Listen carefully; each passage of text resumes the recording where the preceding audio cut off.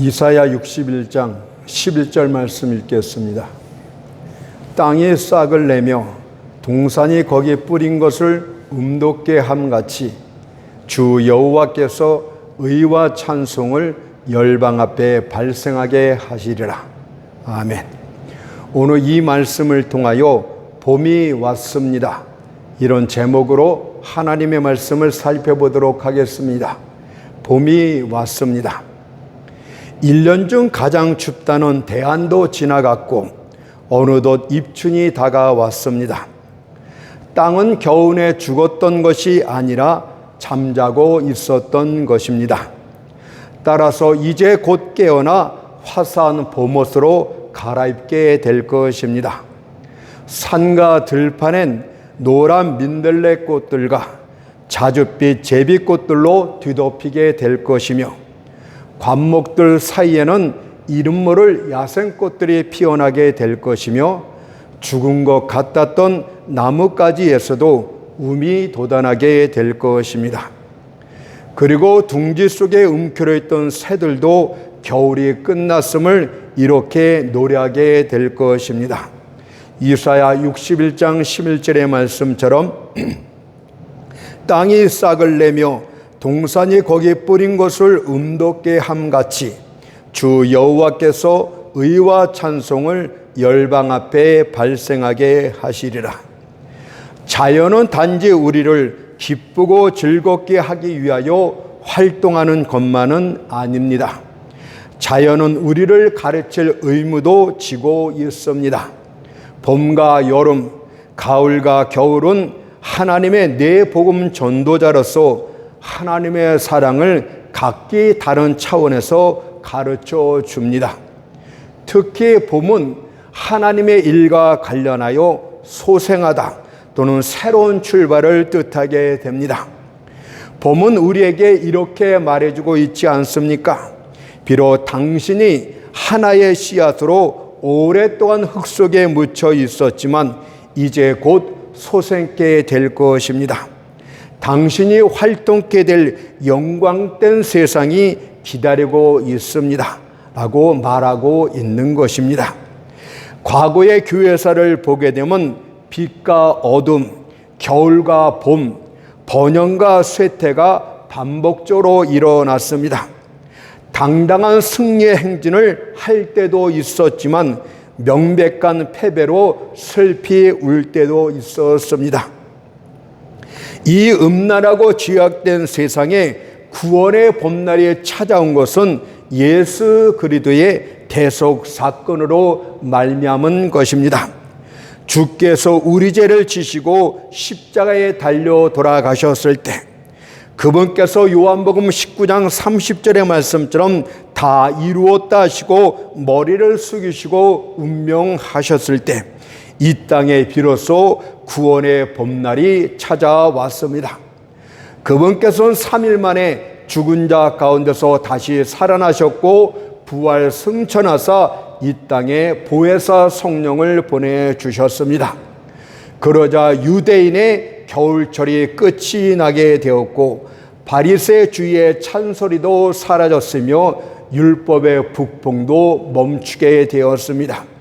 그리고 온 세상에 구원의 봄날을 알리는 신성한 비둘기 소리가 이렇게 들려왔습니다. 아가서 2장 11절 12절을 보니까 겨울도 지나고 비도 그쳤고 지면에는 꽃이 피고 새에 노래할 때가 이르렀는데 반구의 소리가 우리 땅에 들리는구나. 여러분들의 귀에도 성령의 음성이 들리게 될 줄 믿습니다. 그리고 지상에는 꽃들이 피어나기 시작했습니다. 이날 하루에만 3,000개나 되는 꽃들이 피어나서 예수 그리스도의 이름으로 세례를 받았습니다.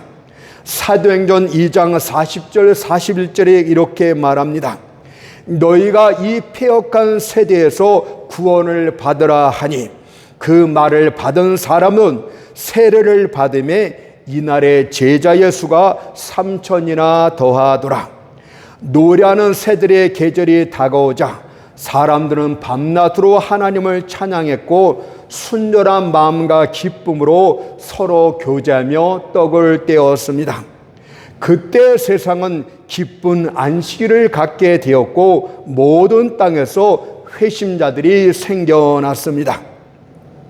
메소포타미아, 메데, 바사, 엘림 등에 거하는 자들이 주께 돌아오게 되었고 갓 태어난 경건의 향기를 하나님 앞에 바라게 됩니다. 그때 교회는 신랑 예수의 천상적인 목소리에 매혹되어 수백 년 동안 그분과 함께 동행하게 됩니다. 육신의 모든 안일과 평안으로부터 떠나 더욱더 힘쓰고 애씀으로 자신을 그리스도의 희생제물로 만들었습니다. 지상적인 소망들과 위로들로부터 떠나 빌립보서 3장 8절 9절의 말씀처럼 그리스도를 얻고 그 안에서 발견되기 위하여 자신의 생명까지도 귀한 것으로 여기지 않았습니다. 그때 교회는 마가복음 16장 15절의 말씀처럼 너희는 온 천하에 다니며 만민에게 복음을 전파라는 주의 명령에 순종하여 어둠에 갇힌 이방인의 땅들 가운데 들어가 빛을 밝히게 되었습니다. 이것이 바로 초대교회 때 일어난 영적 구원의 봄입니다. 그러나 이런 은혜의 시절도 다 지나가 버렸고 교회가 나태하고 무기력해지기 시작했습니다. 교회는 주님으로부터 돌아섰고 육신의 팔을 의지한 채 지상적인 부요를 추구하게 됩니다. 그때 이후로 길고 음산한 겨울이 세상 가운데 오래도록 지속되었습니다. 그러다가 마침내 사랑의 시간이 다시 찾아왔는데 하나님께서 자기 백성들을 건과사 그들을 위하여 새로운 사도들과 새로운 순교자들과 새로운 고백자들을 일으켜 세우셨습니다. 스위스와 프랑스, 독일과 보헤미아, 영국과 스코틀랜드 등에서 하나님의 사람들이 일어나 성령의 말하게 하심을 따라 각기 자신 나라의 방언으로 복음을 외치기 시작했습니다. 루터와 칼빈이, 쯔빙글과 녹스 같은 사람들이 일어나 종교개혁의 봄날을 주도해 나갔던 것입니다. 그러자 꽁꽁 얼었던 겨울도 녹기 시작했고 사람들은 다시 한번 겨울이 지나갔다고 말할 수 있게 되었습니다. 관료적인 성직자들은 힘을 잃게 되었고 거짓 교사들은 더 이상 교회 안에 발붙일 수 없게 되었습니다. 그리고 지상 곳곳에서 작은 교회들이 꽃처럼 피어나기 시작했습니다. 새들이 노래하는 구원의 봄날이 다시 돌아오자 모든 밭의 농부들이 루터의 찬송가를 부르기 시작했고 번역된 시편들은 천사의 날개를 타고 모든 백성들 가운데로 퍼져나갔습니다. 모든 집들과 모든 처마 밑에서 또한 농부의 집에서부터 귀인의 궁정에 이르기까지 새들의 노래소리가 다시 들려왔습니다. 그때 교회는 자신의 힘 대신 여호와를 찬양했고 감사의 목소리로 그분의 궁정에 들어갑니다. 주께서는 교회를 향하여 이렇게 달콤하게 속삭이셨습니다. 아가서 2장 10절의 말씀처럼 나의 사랑, 나의 어여쁜 자야, 일어나서 함께 가자. 그러나 종교개혁 때 그 아름다움도 잠시 소강 상태로 접어들게 됩니다. 왜냐하면 교회는 주님의 목소리를 온전히 청정하지 않았습니다. 아니, 청정은 하였지만 반만 따라갔습니다. 때문에 교회는 개혁이 시작이 되었지만 중지된 채 오늘날까지 절반만 개혁된 상태로 남아 있습니다. 교회는 믿음의 모험을 강행하지 못한 채 육신의 팔을 끌어안고 말았습니다. 그 결과 오늘날의 교회들은 어떻게 되었습니까? 온전히 깨끗해졌거나 온전히 진리편에 서지 못한 채 어중간한 상태에 남아있지 않습니까? 진리와 오류의 중간 상태인 오늘날의 루터교와 성공회가 되지 않았습니까? 그리스도의 것을 갖고 있으면서도 동시에 규황주의에 잡된 것도 함께 소유하고 있지 않습니까? 그때 만일 교회가 나의 사랑 나의 어여쁜 자야 일어나서 함께 가자라는 주님의 음성에 순종했다면 얼마나 좋았겠습니까? 따라서 우리는 또 다른 부흥의 시기를 소망해야만 됩니다. 제2의 오순절 역사 같은 늦은 부흥운동을 다시 일으켜야 됩니다. 교회를 온전히 깨끗함으로 온전히 진리편에 설 수 있도록 다시 한번 개혁을 일으켜야 됩니다. 일어나 함께 가지는 주님의 말씀에 순종하여 모든 교단의 모든 교회들이 영적 죽음에서 일어나고 또한 냉랭함에서 그릇 행함에서 완악함에서 게으름과 나태함에서 뜨뜻미지근함에서 일어나 주와 함께 가야 됩니다. 그래서 주님과 함께 죄악된 세상을 갈아엎으며 무너뜨리며 새로 건설해야 됩니다. 이것이 바로 오늘날 교회가 소망하는 새로운 봄날이라고 할 수 있겠습니다. 그렇다면 오늘날 한국교회는 어떻습니까? 오랫동안 한국교회는 부흥의 봄날을 마음껏 누려왔습니다. 과연 세상 가운데서 이 같은 큰 부흥을 누렸던 곳이 어디 또 있단 말입니까? 그러나 언제부터인가 한국교회는 찬탄할 만한 열정으로부터 위험스러운 냉담으로 떨어지고 말았습니다. 성령을 의지하기보다는 집단의 영, 즉 많은 교인수들을 의지하기 시작했습니다. 교만을 떨어대면서 이렇게 자랑하지 않았습니까? 우리와 함께하는 자들을 봐라. 얼마나 많은 수가 있는고. 이제 우리는 강해졌고 무슨 일이든 해낼 수 있다고 교만을 떨기 시작했습니다. 과연 이처럼 교만하고 대응망덕한 한국교회에 성령이 함께 하시겠습니까? 교회들을 둘러보십시오. 교회 벽마다 사무엘상 4장 21절의 말씀처럼 이가봇 하나님의 영광이 떠났다는 글귀가 적혀있지 않습니까? 주변에는 산교회는 없고 온통 죽은 교회들 뿐 아닙니까? 성령이 떠난 교회는 거대한 납골 땅에 불과합니다. 여러분은 죽은 설교자가 죽은 교인들에게 죽은 설교를 하는 것이 무엇인지 알고 있습니다. 생명 있는 설교를 들었던 자들은 그것이 얼마나 끔찍한 일인지를 잘 알고 있습니다. 뿐만 아니라 교인들의 생활도 죽어 있지 않습니까? 어떻게 신앙 고백을 한 사람들이 세상 사람들과 구별이 되지 않는단 말입니까? 어떻게 교인이란 사람들이 세상과 똑같이 살며 똑같은 쾌락을 탐닉하며 똑같은 동기로 행동한다는 말입니까? 어떤 이는 TV에서 자신이 교인이라고 자신있게 말하면서 자신은 매일 소주 반병을 먹는다는 말들을 꺼리낌없이 내뱉기도 합니다. 도대체 이런 해괴망측한 신앙이 어디 또 있단 말입니까? 과연 천국과 지옥에 연합했단 말입니까? 과연 골수까지 천국사에게 헌신된 사람들은 어디 있단 말입니까?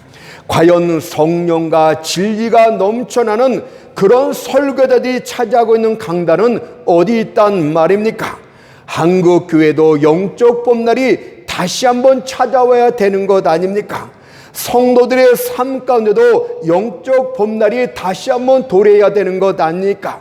따라서 우리는 오늘 본문 말씀을 통하여 영적 봄의 도래를 열망하는 가운데 다음 같은 두 가지 사실을 살펴보도록 하겠습니다. 첫 번째는 각 교회에 임할 영적 봄에 대해서, 두 번째는 각 성도에 임할 영적 봄에 대해서 살펴보도록 합니다. 첫 번째, 각 교회에 임할 영적 봄에 대해서 살펴보도록 하겠습니다. 이사야 61장 11절 말씀을 다시 한번 읽습니다. 땅이 싹을 내며 동산이 거기에 뿌린 것을 음돋게 함같이 주 여호와께서 의와 찬송을 열방 앞에 발생하게 하시리라. 각 교회는 하나의 씨앗에 비유될 수 있습니다. 따라서 교회가 성장한다는 것은 땅에서 새싹이 나왔다는 뜻입니다. 씨앗이 땅 속에 있을 때는 수많은 적들이 새싹이 나오는 것을 방해하게 됩니다.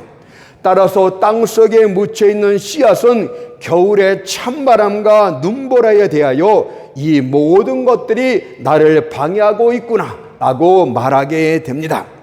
씨앗이 묻힌 땅이 차가운 겨울 날씨로 쇠처럼 단단해지고 말았습니다.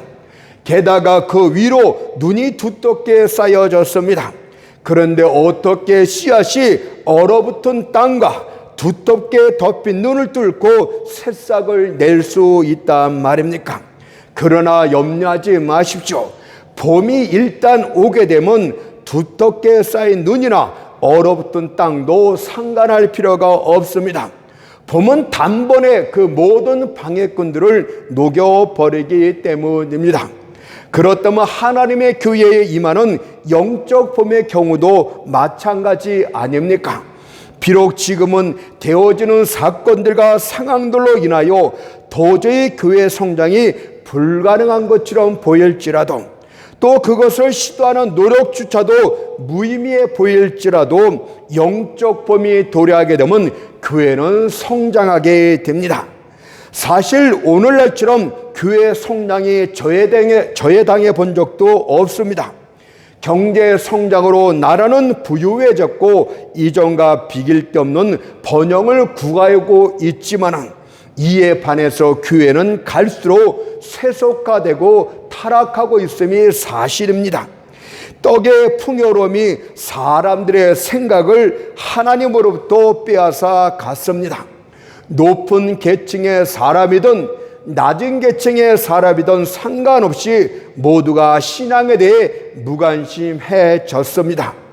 영혼들이 저주를 받든 구원을 받든, 천국이 가득 차든 줄어들든, 그리스도께서 굴력을 받든 영광을 받든 그런 것들엔 관심이 없습니다.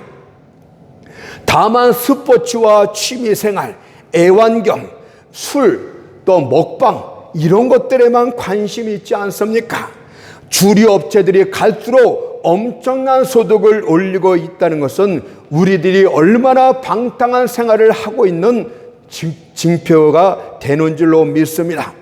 이들은 수고하는 일에서 물러나 하나님의 일에 관심 갖기를 멈췄습니다. 그리스도의 나라가 흥하든 망하든 관심이 없습니다. 어떻게 그리스도의 피로 구속함을 받은 자들이 그럴 수가 있단 말입니까? 구속함의 사랑을 받은 자가 어떻게 게으를 수 있단 말입니까? 우리가 크게 깨어있다 할지라도 하는 일은 너무 적은데 어떻게 잠잘 수 있단 말입니까? 우리 주변에는 아기들을 달래어 잠자는 요람 같은 교회들이 있습니다. 복음을 망치는 설교자들이 많습니다. 게으름을 피우는 자들을 오히려 위로해 주고 그들의 영적 무감각함을 증대시켜주는 그런 설교자들이 많습니다. 온 하늘이 폭풍으로 흔들릴 때도 사람들을 잠재울 수 있는 그런 미지근한 설교자들이 얼마나 많은지 모릅니다. 그러나 그런 교회는 위험한 상태에 있다는 것을 자각하도록 하십시오. 잠자는 교회는 도둑이나 살인당할 위험이 있기 때문입니다. 사울이 광야에 누워 잠자고 있을 때 아비새가 한 말이 무엇입니까? 사무엘상 26장 8절의 말씀처럼 나로 창으로 그를 찔러서 단번에 땅에 꽂게 하소서라고 말하고 있는 것 아닙니까? 사단이 이런 교회들을 향해서 이렇게 말할까 두렵습니다. 잠자는 교회는 모든 것을 순식간에 잃을 수가 있습니다. 우리는 이런 교회를 본문과 관련해서는 썩은 씨앗이다 이렇게 말할 수가 있습니다. 썩은 씨앗은 봄날이 차가운다 할지라도 거기서 나올 것은 아무것도 없습니다. 다만 살아있는 씨앗만이, 살아있는 교회만이 거룩한 봄의 출현 때에 새싹을 나게 됩니다. 여러분들의 교회는 살아있는 교회입니까? 살아있는 씨앗이 맞습니까? 우리 하나님께서 거룩한 봄을 보여주실 때 교회는 급속한 성장을 이루게 될 줄 믿습니다. 생명 있는 씨앗이 봄이 찾아오게 될 때 무덤을 찢고 땅에서 솟아나오는 것 아닙니까? 그리고 잎사귀를 내고 이삭을 맺고 곡식이 무르익게 됩니다. 그것이 바로 본문의 내용입니다. 바로 땅이 싹을 내며 동산이 거기 뿌린 것을 음돋게 함같이 교회의 영적 봄 부흥이 찾아오게 됩니다. 그렇다면 교회가 살아있는 씨가 되기 위해서는 어떻게 해야 됩니까? 한마디로 말해서 주님만을 위해서 존재하는 교회가 되어야 됩니다. 여러분들의 교회는 이런 교회입니까? 주님만을 위해서 존재하는 교회가 살아있는 교회다, 이렇게 말할 수가 있겠습니다. 교회는 주님의 뜻과 목적을 성취하기 위해서 존재하는 것이지 그 외에 다른 어떤 목적을 위해서 존재하는 것이 아닙니다. 교회는 이익단체가 아닙니다. 그러니 교회를 돈 버는 장소로 이용하지 마십시오. 교회는 정치적인 모임체도 아니고 정치적 압력단체도 아닙니다. 그러니 정치 개입을 중단하도록 하고 정치 목적의 교회를 활용하지 마십시오. 교회는 하나님의 주님의 뜻과 목적만을 위해서 존재해야 된다는 것을 기억하도록 하세요. 그래서 저는 모든 교회들이 주님의 온전한 칭찬과 인정을 받았던 빌라델피아 같은 교회들이 되었으면 좋겠습니다. 주님께서는 빌라델피아 교회를 이렇게 칭찬을 합니다. 계시록 3장 8절을 보니까 네가 적은 능력을 가지고 내 말을 지키며 라고 했습니다. 빌라델피아 교회는 아주 작은 씨앗에 지나지 않았습니다. 지극히 적은 성도들 뿐이었고 지극히 적은 금전적인 능력만 있었음을 주님은 잘 알고 있었대요. 그럼에도 불구하고 그 교회가 말씀을 온전히 지킨 것에서 주님은 크게 칭찬을 합니다. 아니, 적은 능력 때문에 그 칭찬은 배가 된 줄 믿습니다. 그들은 왜냐하면 이것은 주님을 뜨겁게 사랑했다는 증거이기 때문입니다. 요한복음 14장 23절을 보세요. 사람이 나를 사랑하면 내 말을 지키리니. 하나님의 말씀을 지키는 것 자체가 주님을 사랑하는 명백한 증거라고 말씀하고 있듯이 빌라델피아 교회가 하나님의 말씀을 지키고 사랑하고 그 말씀을 사모하면서 삶에 실천했다는 것은 그들이 뜨겁게 주님을 사랑했다는 명백한 증거가 됩니다. 그들은 사람들의 말이나 시대의 사상이나 여론을 따르지 않고 하나님의 말씀이 모든 행동의 결정권이 되었습니다. 비록 다른 이들이 그들을 향해서 속좁은 구식의 고집불통이라고 말했을지 몰랐지만 그들은 분명한 사실은 변절자는 아니었다는 사실을 우리가 믿어야 됩니다. 주님은 바로 이런 교회에게 부흥케 되는 봄날을 보내주시겠다고 말씀하셨어요. 실제로 계시록 3장 8절에 빌라델피아 교회에서 이렇게 말합니다. 볼지어다 내가 네 앞에 열린 문을 두었으되 라고 말했고, 본문에서는 땅은 싹을 내며 동산이 거기에 뿌린 것을 음돋게 함같이라고 말했습니다. 열린 문이란 무슨 뜻입니까? 수많은 양떼들이 몰려 들어올 것이란 부흥의 약속 아닙니까? 우리 하나님께서 열린 문을 주시는 교회는 어디겠습니까? 양떼들이 배불리 먹을 수 있는 말씀의 양식이 풍족한 곳, 바로 빌라델피아 교회 같은 곳에 주님은 열린 문을 주심으로 말미암아서 배고프고 굶주리는 양떼들이 말씀의 꼴을 마음껏 먹을 수 있도록 부흥을 허락하신다고 말씀하고 있습니다. 여러분들 교회가 말씀을 지키고 생명의 말씀을 전파하고 생명의 말씀을 사모하고 있습니까? 주님은 그곳에 배고픈 굶주린 양떼들을 많이 보내줄 수 있도록 열린 문을 주실 줄로 믿습니다. 또한 본문처럼 거기에 뿌린 것이 돋는다고 말씀하듯이 영적 수확이 시작될 것이라고 말씀하고 있지 않습니까? 그런데 어찌 우리가 살아있는 씨앗, 살아있는 교회로 남아있지 않을 수가 있단 말입니까? 봄은 반드시 옵니다. 만일 영적 봄의 출현이 궁금하고 의심이 된다면 자연의 봄을 생각해 보면 됩니다. 봄이 오는데 사람은 전적으로 무능했습니다. 봄은 국회가 허용하고 법을 제정함으로써 오는 것이 아닙니다. 봄은 황제가 싹을 내라고 명함으로써 도래하는 것이 아닙니다. 누구도 태양의 진행을 중단시키거나 계절을 마음대로 바꿀 수가 없습니다. 오직 전능자의 명령과 그분의 신실한 약속에 의해서 봄이 오는 것입니다. 천지를 지으신 여호와께로부터 봄이 시작된다는 것을 기억하도록 하세요. 그렇다면 영적 봄도 똑같은 이치라는 것을 기억해야 됩니다. 목회자들이 모여서 봄을 만들어내는 것이 아니고 우리 하나님께서 작정하시고 하나님께서 영적 봄을 보내주실 때 교회 가운데 거룩한 봄이, 영적 부흥이 임하게 됩니다. 그러니 더 이상 과연 이 꽁꽁 얼어붙던 개울물이 녹아질 날이 올까? 과연 건초를 햇빛에 말리고 황금 몇 단에 둘러싸일 날이 올까라고 의심하지 마세요. 하나님은 거짓말할 수 없는 분이고 약속을 반드시 지키십니다. 바로 봄날을 보내주시겠다는 약속을 반드시 지키십니다. 과연 자연에 대한 약속도 신실히 지키신 그 하나님이 어찌 교회에 대해서 봄날의 약속을 지키지 않는단 말입니까? 그러니 지금 끝날지 않을 것 같은 긴빈 밤을 지낸다 할지라도 낙심치 말고 소망 중에 날이 밝을 것을 기대하도록 하십시오. 지금의 어두운 상황을 낙담시키는 것으로 보지 말고 오히려 상황을 바꿔서 용기 얻을 것으로 바라보도록 하십시오.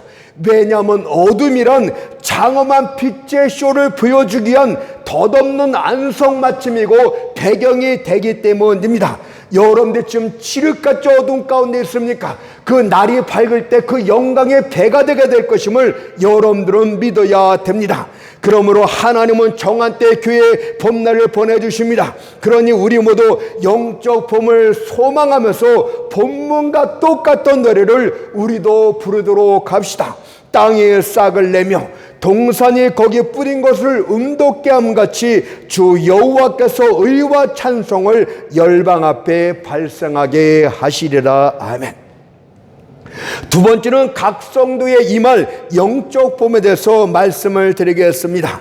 사람들은 세상이 마치 태엽을 감아놓은 거대한 시계 같아서 마지막 날까지 세상 스스로 돌아간다고 말합니다.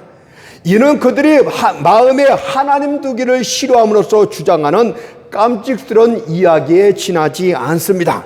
성경 계시는 분명히 말합니다. 하늘과 땅과 땅 아래 모든 만물들이 그분의 주권 안에 있음을 선포합니다. 모든 일과 모든 사건들이 그분 뜻대로만 다스려지고 있음을 선포합니다.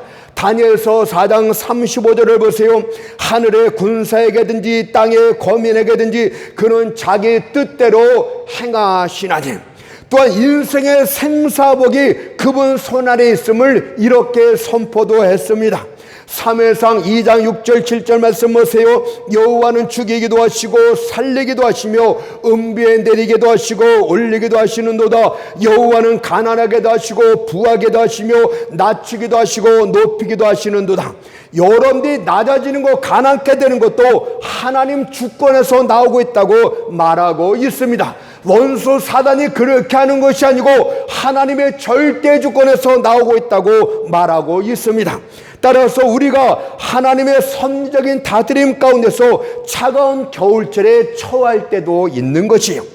또한 시편 40편 2절의 말씀처럼 기가 막힐 웅덩이와 수렁에 갇힐 때도 주님으로 말미암아 그렇게 될 수 있다고 말합니다. 그러나 이것은 궁극적으로 우리의 유익함을 위한 것임을 여러분들은 믿어야 됩니다. 선하신 하나님께서 선하신 목적으로 그렇게 하셨다는 것을 믿어야 됩니다. 우리는 겨울의 무정한 상황들이 모두 봄의 개성을 촉진했다는 사실을 잊지 말아야 됩니다. 혹독한 겨울이 봄날을 더욱더 재촉했다는 이 사실을 여러분들은 잊어서는 안 됩니다. 혹한과 얼룩달룩한 앵초 사이에 어떤 연관이 있는지 눈보라와 따뜻한 봄 사이를 알리는 그 새들의 노래 사이에는 어떤 연관이 있는지 우리는 확실히 모르지만 종다리는 알 수 있을 것입니다. 만일 참나무와 밤나무가 잠시 예언할 수 있도록 허락을 받았다면 차가운 겨울과 따뜻한 봄의 연관성을 우리에게 말해줄 것입니다. 하지만 분명한 사실은 12월과 1월, 2월의 추위가 3월의 봄바람과 5월의 향긋한 꽃들을 내었다는 사실을 기억해야 됩니다.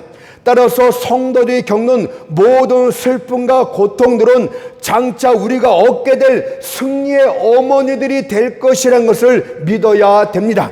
그래서 시편 119편 71절에선 고난 당한 것이 내게 유익이라고 오히려 까꾸로 말했고, 욥기서 23장 10절에선 그가 나를 단련하신 후에는 내가 정금같이 나오리라고 말씀을 하셨어요. 농부가 다장마당에서 밀을 돌이켜지라는 것은 밀이 귀하기 때문에 그렇게 하는 것 아닙니까? 만일 갈아찌었다면 그런 수고를 하지 않았을 것이며 다만 마지막 날에 한데 모아 불에 던져버렸을 것입니다. 그러니 고난당하면 기에 생각하지 마십시오. 하나님께 감사하십시오. 왜냐하면 유익을 위해서 그렇게 하셨다고 말씀하십니다. 여러분들 정금같이 나오게 하시기 위해서 그렇게 하셨다고 말씀하십니다. 먼 날 하나님께서는 왜 그런 고난을 보내주셨는지를 정확하게 말씀해 주실 줄로 믿습니다.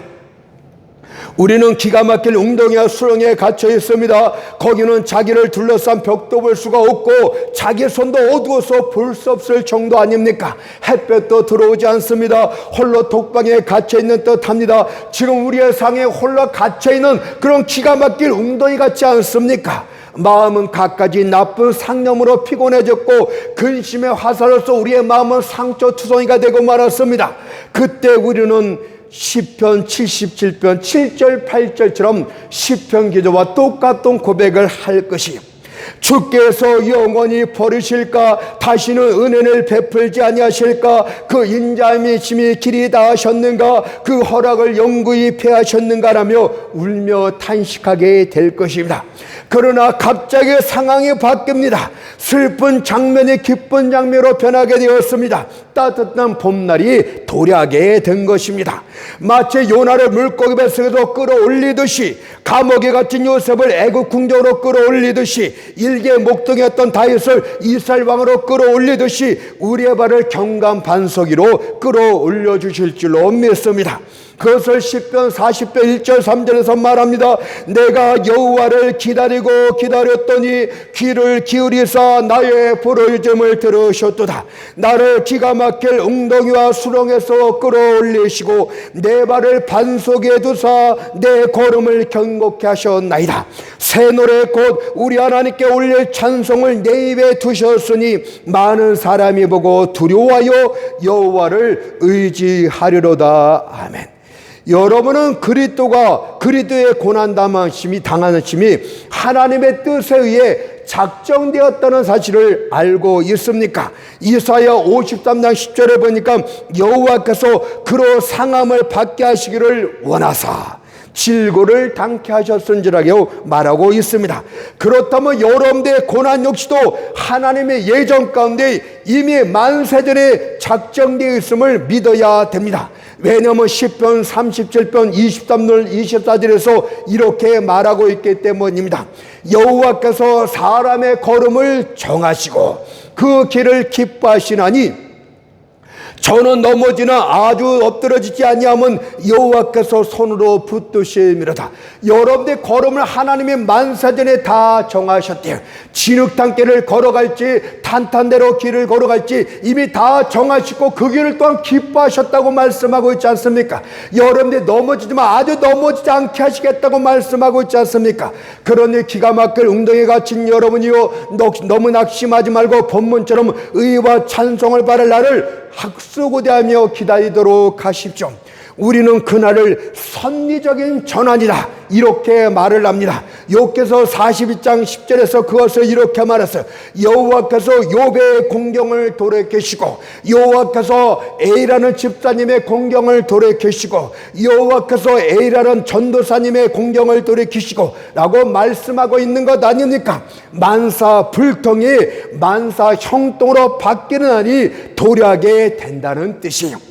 에스겔 선지자는 하나님의 섭리를 에스겔 1장 16절에서 하나님의 형상에 비유했습니까? 무슨 뜻입니까? 바퀴 한 부분을 보십시오.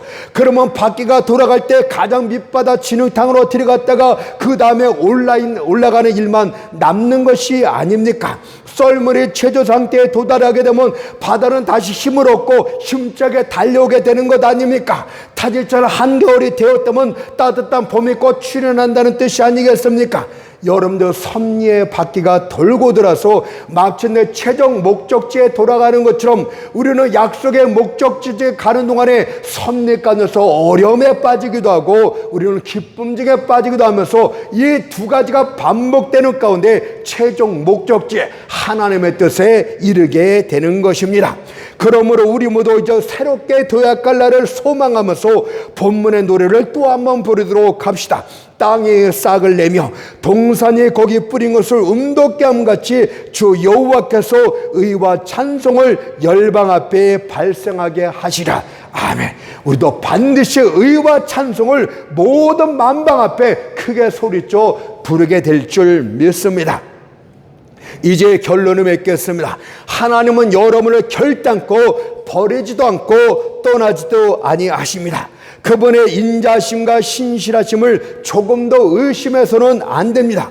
온전한 하루는 낮과 밤이 합해져야만 온전한 하루가 되는 것처럼 고난 역시도 여러분의 인생을 온전케 만드는데 꼭 필요한 것이라는 것을 믿어야 될 줄 믿습니다.